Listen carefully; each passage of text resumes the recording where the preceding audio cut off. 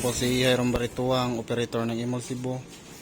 So today is April 7, 2024. Ang machine namin ay ginagamit na pitong araw na may 32 meters. Ito ang painted area. At ito naman ang capping. Next naman is head clean.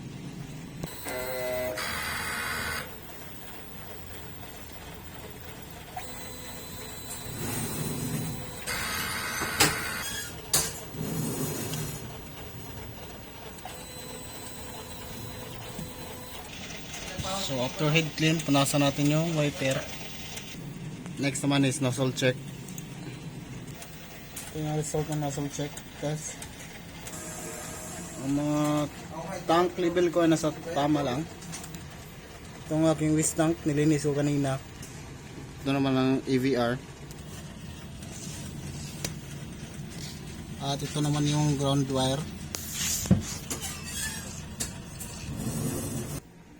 Ito yung use ink ko. At ito naman yung mga hindi ko pa nagagamit na ink.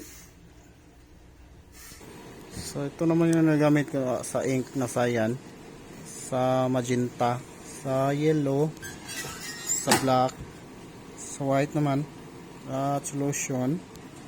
Ito din naman sa powder, at film naman po. So ito naman yung weekly checklist ko po. Ito naman po sa daily checklist ko. So ito yung pinakahuli na report ko, yung mga na-consume namin na DTF. So yun lang, maraming salamat.